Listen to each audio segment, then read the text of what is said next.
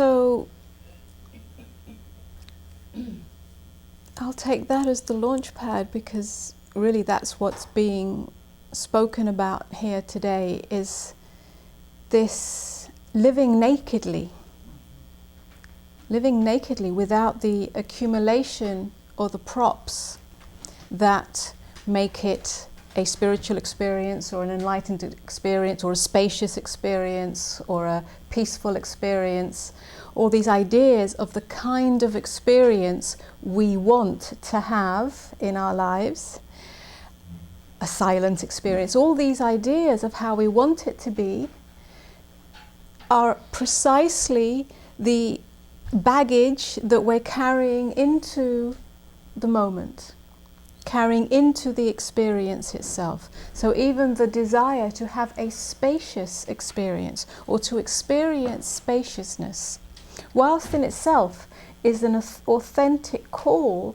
of the deepest part of the beingness, because its essential nature is spaciousness, when it's carried by the mind as a mental construct into the direct experience of what is here, as it's being experienced, then it becomes baggage. And it's very subtle and very tricky. Yeah? To meet this moment, to be in this moment, to live this moment without any baggage, without any idea of how it should be, how we want it to be, how it should be, how it could be, is both a very simple activity, if you like. To meet this moment, to live this moment nakedly, is both a very simple activity, but is also what the whole spiritual search is. So it also appears to be a burden, a big how to do it, a big struggle. That's what the whole seeking mechanism is. So it's the seeking mechanism in itself is both the grit in the oyster that creates the pearl of awakeness. So it's a necessary part of it, but it's also the very thing that stands in the way of fully living this awakeness as it is, which is actually very ordinary. It's very simple. Yeah. So there's the conundrum. And it's a conundrum until it stops being a conundrum. Yeah? So really to see, to watch, and this doesn't have to be a spiritual practice in the sense where you do any meditation or practice being the witness, but it's more an organic seeing, a very natural seeing of what you carry into this experience. Even the idea, even the carrying of, I want it to be spacious. I want it to be peaceful. I want it to be authentic. Even that in itself, in the moment that that very idea arises in you, can be seen, not judged, but seen, just seen for what it is. And in that moment of seeing is the very release of it. Yeah? So it's not a judging of yourself or a beating up of yourself of having had that idea that you're carrying into the moment. Yeah? Oh, I shouldn't have felt that, or I shouldn't have thought that, or I shouldn't be trying to do anything, or there shouldn't be anything here other than open, spacious emptiness. Yeah? Because the shouldn't adds another layer to it, another layer of the burden. But just to see without judgment, to see without it being better or worse than, but just the very, very, very clear and open and soft and allowing and, if you like, compassionate seeing of what is being carried into this experience as a mental construct that wraps itself around the experience. And in that seeing is the possibility for that to dissolve. Yeah, when it has no judgment in it, in other words, it has no self in it. You are not a better or a worse person, or a more spiritual person, or a less spiritual person for what is being carried into this moment. Yeah? It is simply seen, and in that, without the judgment, is the possibility for it to dissolve, to release, to let go of you, and to fall back into that emptiness within which it's arising. In other words, it dies back into source from which it came. Now that's subtle and can be tricky. But your job, if you have a job in this spiritual game, is to be the seer of that, to be willing to see in stark, naked awareness and be authentic. Yeah, quite a few of you have spoken about being authentic. The authenticness is to yourself, to expose yourself to yourself. It's all about exposure. That's all that's happening. As you meet this moment, as you are in this moment, as it's being experienced, there can be a level of self-exposure in that. And that self-exposure reveals what is really being carried into this experience. And that self-exposure is precisely the thing that the egoic mind or the egoic self is trying to protect itself from. Yeah? Because that self-exposure can be very raw, can be very... It can burn yeah, that which is false in you. And that burning itself, it's like the light of awakeness, the light of awareness. It's like a glaring torchlight. And the egoic self would rather stay in its comfort zone, and the comfort zone is really what it's become habituated to. So your self-exposure is a raw experience, a naked experience, and one that the deeper beingness of you really longs for, because it longs to die back into, for all those false layers to die back into the purity of that light. And yet that part that has become habituated as the me, the self, is terrified by that. So then there's this kind of experience or separation that happens with the authentic self and the inauthentic self. Yeah? So then that sets up the seeking mechanism. So this kind of self-exposure is a radical honesty. A radical honesty to yourself as to what is standing in the way of the simplicity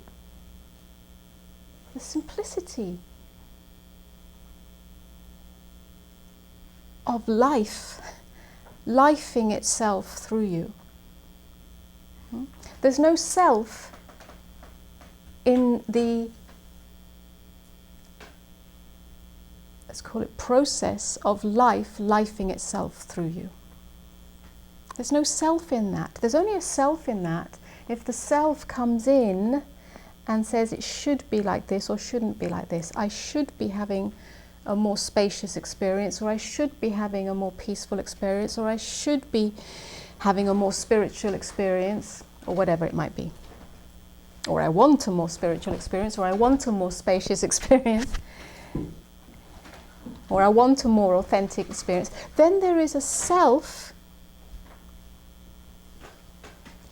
invested in that very experience. And it's the investment of self in that very experience that creates an inner rupture, an inner division that then sets you on the seeking again. Yeah? Seeking for the wholeness, seeking for the oneness, seeking for that deeper peace and spaciousness. Yeah?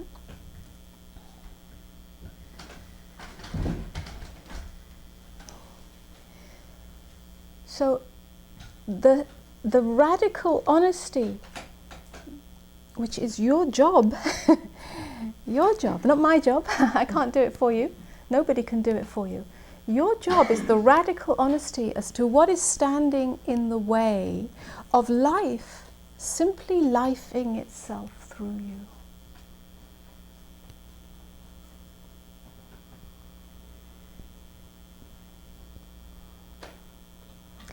And that is the permeability, the transparency that is being sought after, yeah, that is so desired. To be transparent, to be permeable, to not be bound by this concept of self, this me here, and this apparent me can become transparent, can become permeable. It is simply the vessel or the vehicle, the sensory mechanism, the sensory vehicle through which life experiences itself lifing. So in that sense, you, in permeability, become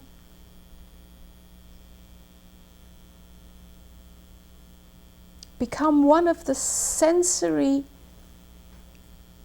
organisms or organs of life. Yeah? It's like you become the hands, the feet,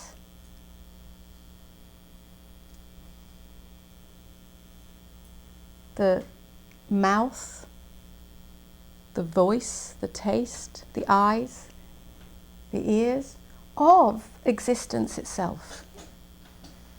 How else would existence know itself? And that is very simple, really. Yeah?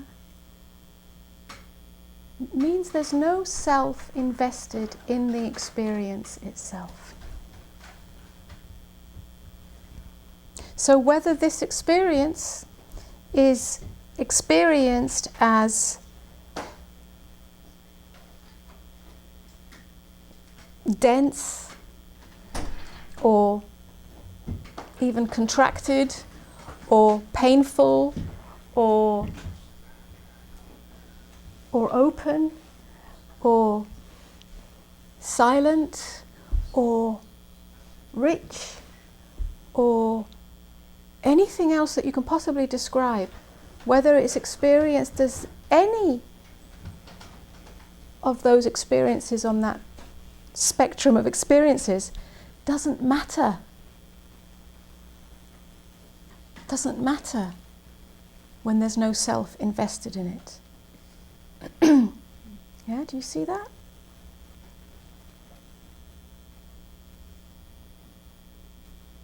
Then everything is allowed. Everything is part of the movement of life. But only when there's clear seeing. And in that clear seeing, seeing how the self is invested in the experience. And then allowing that simply through your non-judgment of it, your deepest, widest acceptance of it. The grip of the self is released in that. And there is the freedom, there is the awakeness, there is the spaciousness that's so desired. There is the silence. It's not a silence that doesn't have any movement in it. It's not a spaciousness that doesn't have any fullness in it. It's all of it. It's all of it, the whole of life's experience, the totality of everything that is possible to experience in life as it pours through you, into you and through you. Everything is allowed, everything is accepted, everything is tasted. Yeah? Everything is tasted. But you are not lost in it. Yeah?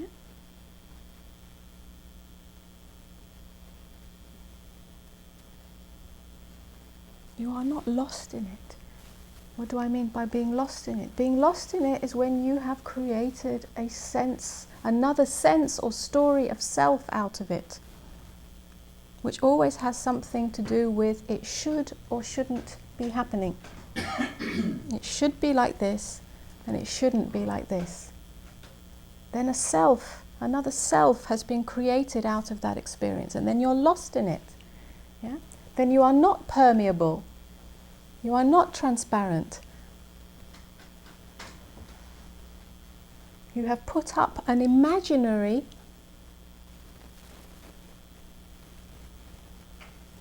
block, dam against life. It's imaginary, you can't block life. It's impossible. Life will life itself, whether you're in the way or not.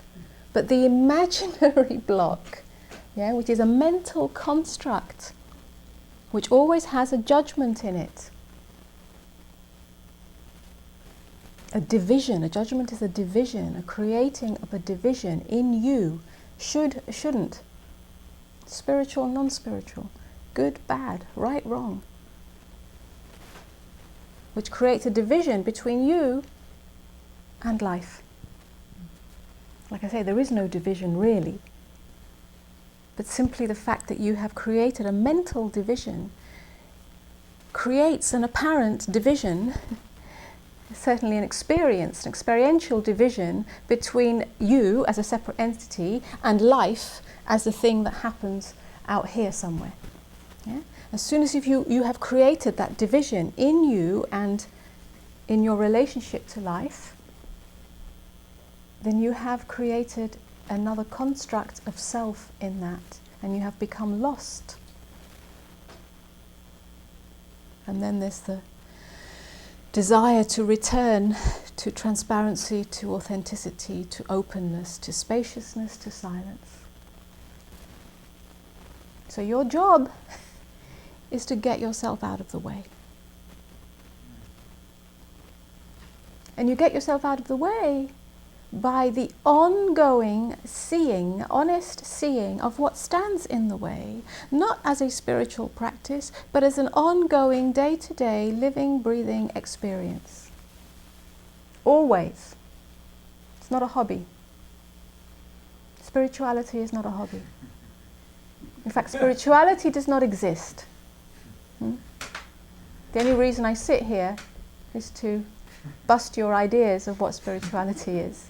Otherwise, there's nothing going on here. There's nothing going on here. It's very ordinary.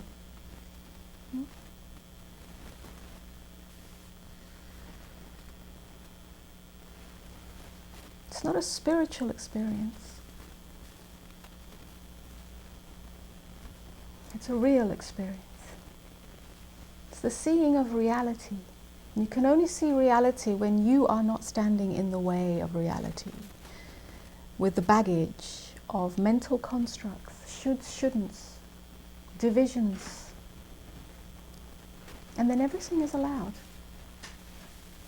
Reality can be met as it is, raw, naked, full-time and not part-time. Full-time. Not just when you go to satsang. Full-time. That's your job, and nobody can do that job for you.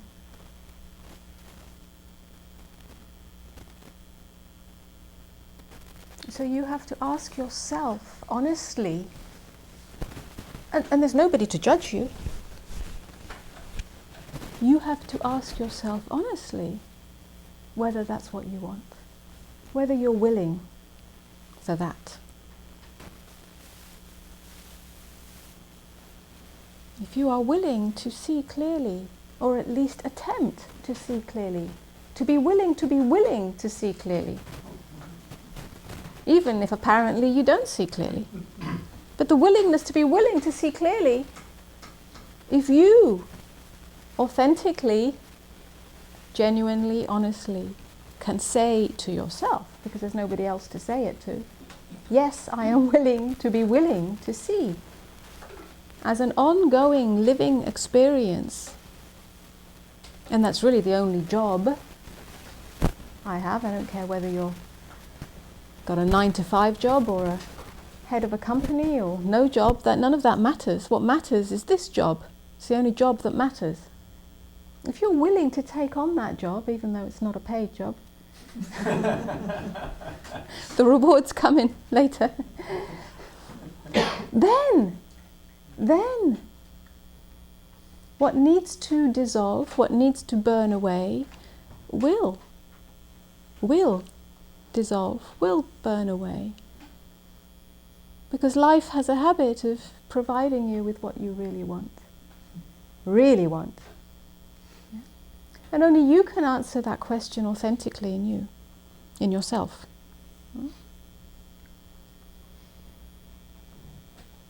And then life will bring you everything that stands in the way of that. All the mental constructs, all the bags that you carry, all the baggage, all the places in your life that hold that baggage, because that baggage is held in the various aspects or relationships to life that we have. For some, the bags are heavier in the work arena. For others, the bags are heavier in the relationship arena. For others, the bags are heavier in the financial arena, relationship to money. For somebody else, it's their relationship to their parents or their children, who knows. There are many places in your life where the bags appear to be heavier or more burdensome or more of a problem or more dense or more painful or more confused or whatever. And then when you're willing to see clearly, then those particular bags come forwards and say, what about me? What about me? Yeah. And you go, well, no, not now. I'm being spiritual. I'm practicing spaciousness and stillness and silence. Go away. You're a problem. You're a problem. I don't want you to interfere with my spiritual practice, my spiritual seeking. But, hear me clearly. This is serious. That is precisely what needs to be met. Not met because you have to sort it out and resolve it and make it better and find a happier way with it. No. It's here because the experience is calling to be met, to be included in this movement through this possibly, potentially open, permeable vessel, vehicle that you really are. It wants to come in and be met as an experience and to reveal the mental constructs in that experience that are creating division in you. This is not part of my spiritual life. That's a division. And so on and so forth. Many variations of that. But it's precisely what wants to come here and say, look at me. Not look at me as the problem that you think needs solving, but look at me and the reflection of the division in you. Where are you creating judgment in this? Where are you creating shoulds and shouldn'ts around this? Where are you attempting to deny, contort, manipulate, beg and barter around this part of your life in order to find something else that you deem more worthy, more spacious, more silent, more spiritual, more happy, or anything else. Where are you doing that? That's what it's here for, to be your teacher in that. When you are willing to see that, and in seeing that, it can burn. Yeah, it burns to the core because you see where you have created that very division. And there is something very humbling in that. It brings you to your knees. Yeah? And being brought to your knees is not what the egoic self likes to do. It will bring you to your knees. It will demand a sacrifice of the self that creates any idea of separation. Whether that's a separation that creates you as a victim, or separation that creates you as a superior self. Yeah, either of those are acts of separation. It will reveal that to you and smash that so that the small self is brought to its knees, which is a sacrifice of separation, any idea of separation, and that hurts. Yeah? We've spent a lifetime trying to uphold that. The whole of our psychological construct of self is built on creating some kind of idea of a separate self, either a better self or a worse self. One that has control over life, is in charge of life, or one that is a victim of life and has been hard done by life. Yeah, either way, it's a separate self. So to willingly sacrifice that in the clear light of seeing is quite a thing. Yeah? So again, you ask yourself, am I willing for that? Even though I don't know how and I don't know what it really will be like or what it is like. To be willing allows a humility and an openness. And then life brings you exactly those circumstances, those situations in your life that need to be seen in that way, to heal all inner division. So really life, with all its problems and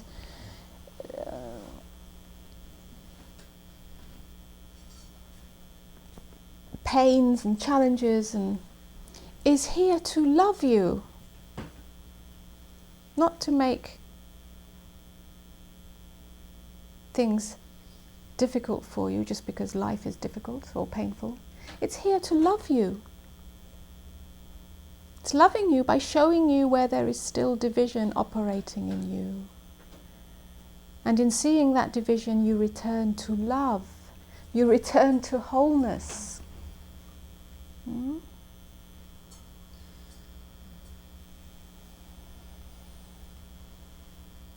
When you open the doors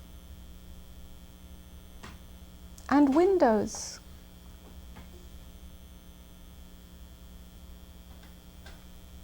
of who you are, of who you truly are, then everything comes rushing in. You become a guest house, and every visitor is welcome. And every visitor is every contraction and energetic experience in what you're calling your life.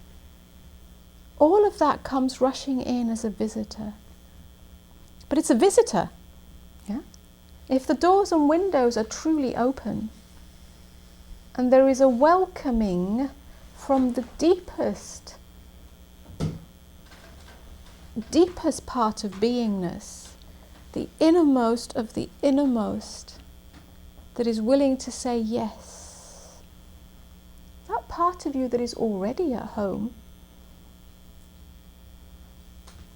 when that open invitation is made conscious through your willingness, then every energetic experience,